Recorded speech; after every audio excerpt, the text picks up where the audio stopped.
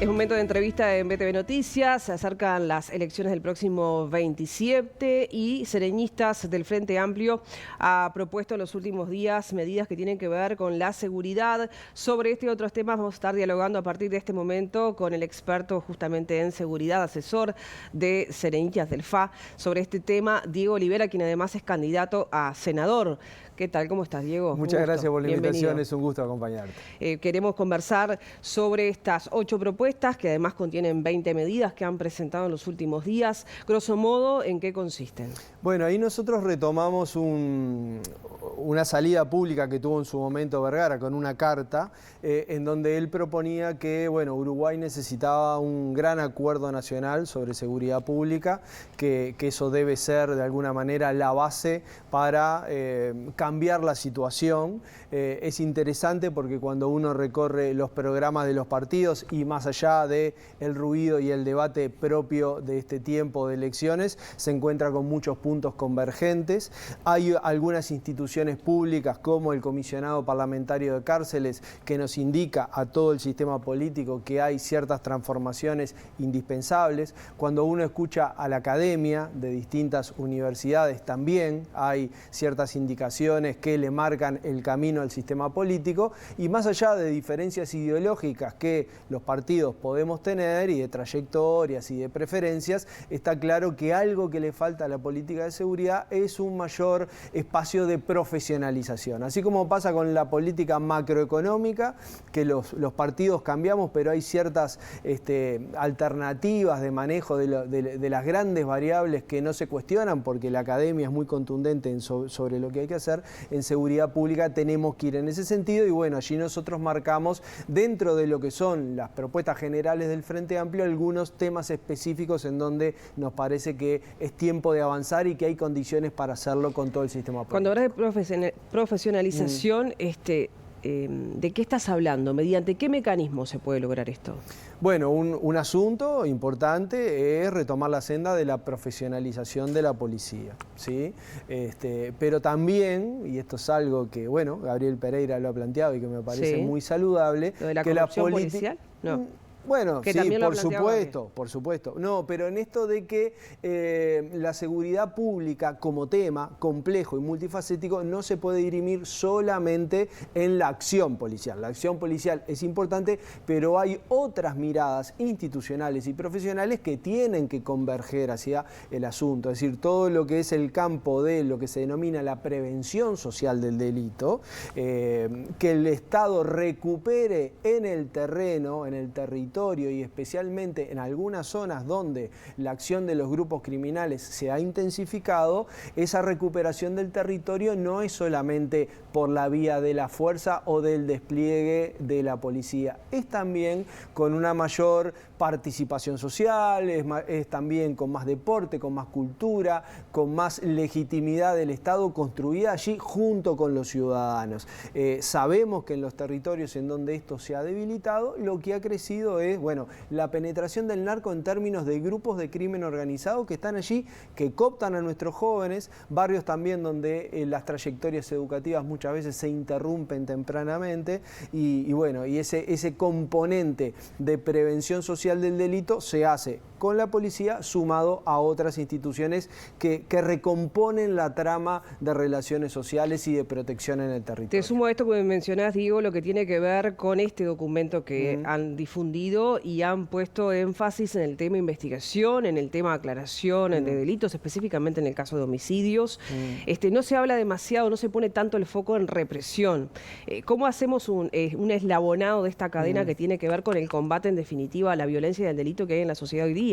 Que es un tema complejo, lo ha dicho el propio exfiscal Jorge Díaz también, que estamos en un punto bastante complicado en lo que tiene que ver con materia de seguridad. Ya 2 preguntas en una, si compartís esa postura. Y esto, ¿cómo se logra esta investigación profunda? ¿Tenemos herramientas, tenemos recursos? ¿Cómo se puede hacer? Claro, ahí lo que nosotros hacemos también es bajar a tierra el rol de la policía, porque cuando uno dice represión, quizás la imagen, ¿no? Lo que está en el imaginario colectivo es la policía yendo detrás de los criminales, penales, persiguiéndolos, con el patrullaje, con el despliegue, por supuesto, eso es obvio y necesario, y también tiene que estar regido por ciertos métodos como el PADO, el Plan de Alta Dedicación Operativa, que dirige a los recursos policiales de acuerdo a donde el delito se concentra. Pero el otro componente fundamental de la policía y de la justicia es el esclarecimiento de los delitos. Los países donde los delitos tienden a esclarecerse poco, donde los delitos quedan impunes, son países que se transforman en países más violentos y de mayor criminalidad, porque obviamente que ahí se generan condiciones,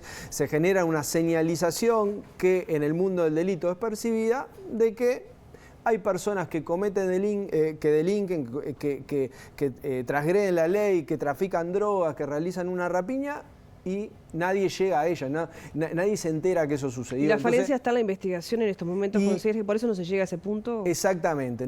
A ver, la reforma del sistema de justicia penal con el nuevo rol de la Fiscalía fue un gran avance. Costó trabajo, de hecho cuando se implementó en el año 2018 y 2019, tuvimos años complejos desde el punto de vista de la delincuencia, pero hoy que Fiscalía ya está fortalecida, aunque debe seguirse fortaleciendo, tenemos que ese binomio fiscales y policías tiene que funcionar muy bien. De hecho, yo creo que es saludable lo que ha hecho. Se han generado diferencias serias ahí, justamente, ¿no? A ver. Entre fiscales y policías. En procedimientos, en cómo justamente aplicar metodología a delitos. Bueno, sin duda, esto requiere de una muy fina coordinación, ¿sí? Los fiscales deben conducir la investigación y la policía debe actuar con los mejores métodos, equipamientos, mucha más inteligencia que la que tenemos y introducir los componentes de investigación e inteligencia en la formación policial, que hoy están, pero no son el centro. Realmente los funcionarios policiales que tienen mejores calificaciones sobre procedimientos investigativos en general se forman en el exterior, lo cual no está mal, pero tenemos que hacer un hincapié mucho más fuerte allí en ese trabajo de esclarecimiento de los delitos. Te quiero preguntar, te hace mención hace instantes en esta conversación en lo que tiene que ver con corrupción policial.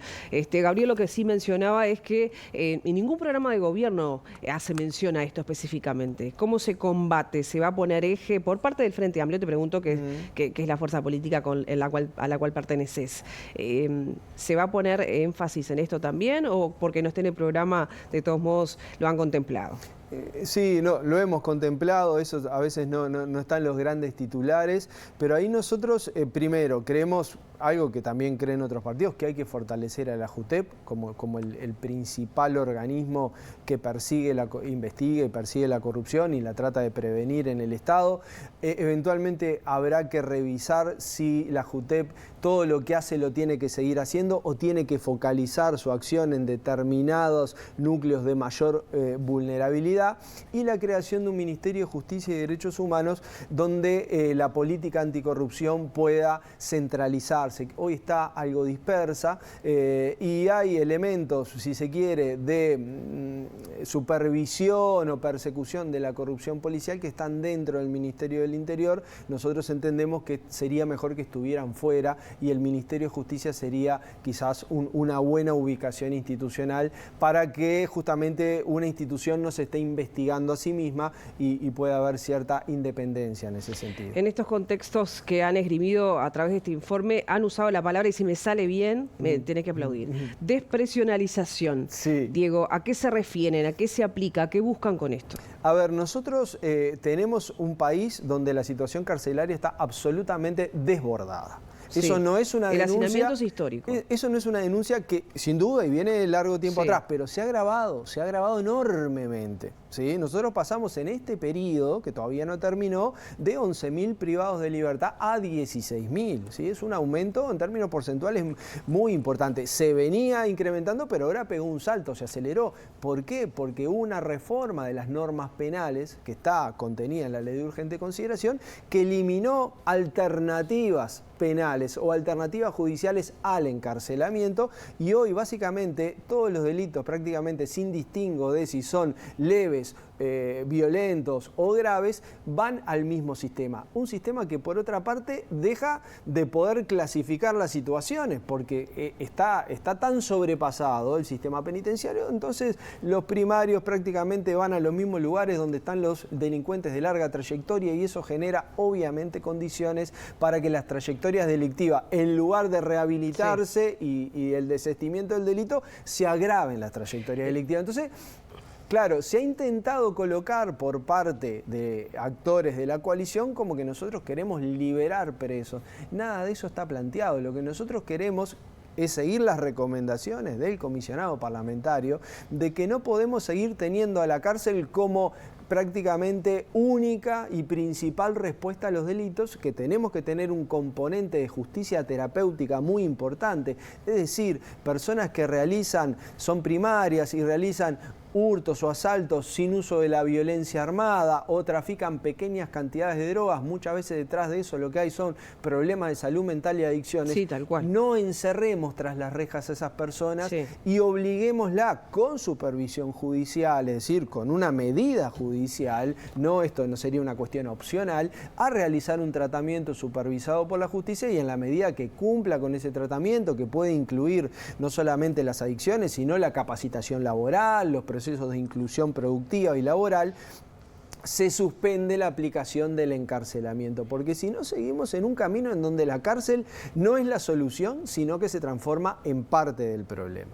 Te quiero preguntar, porque también padecen la situación carcelaria los funcionarios que el otro día en el Parlamento, en el marco de la interpelación del ministro Martinelli, estaban pidiendo la emergencia carcelaria.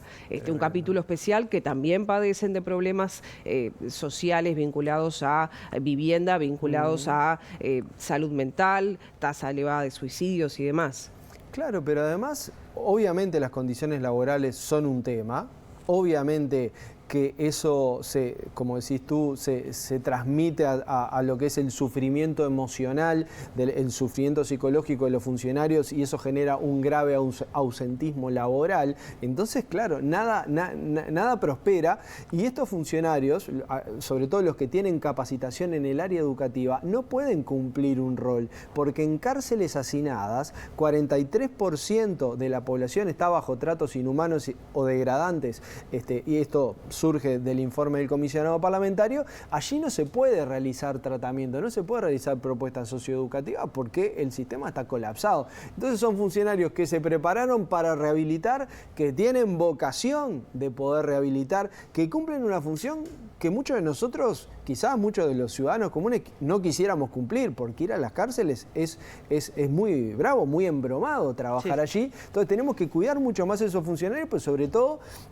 darles condiciones en el menor plazo posible para que realicen su tarea específica de rehabilitación y también formar a los operadores penitenciarios mucho más en herramientas de comportamentales o terapéuticas y no tanto en el componente de seguridad. El componente de seguridad se encarga la policía, pero más operadores penitenciarios civiles que nos hacen muy bien para que los establecimientos cumplan con su función de rehabilitación. Diego, me queda un minuto, te pido ayuda en la respuesta en lo que tiene que ver con las políticas en materia de seguridad que ha implementado este gobierno, esta administración. De pronto los pros y los contras. Bueno, lo que pasa es que este gobierno tuvo una evolución, ¿sí? Comenzó con un enfoque donde todo era ejercicio de la autoridad y respaldo a la policía y entonces como que por obra del despliegue policial todo se iba a resolver y cuando eso colapsó, porque las cifras de alguna manera sobrepasaron totalmente al gobierno, especialmente la de homicidios, aparece esta narrativa del enfoque dual. Personalmente considero positivo que se haya llegado al enfoque dual, que se ponga a la prevención casi que en la misma jerarquía o con un nivel de complementariedad muy importante con respecto a la represión. Eso es una evolución y espero que como sistema político podamos seguir ese camino de integralidad. Bien, Diego Olivera, muchas gracias por estar en BTV Noticias. Gracias a ti por la invitación. Por favor.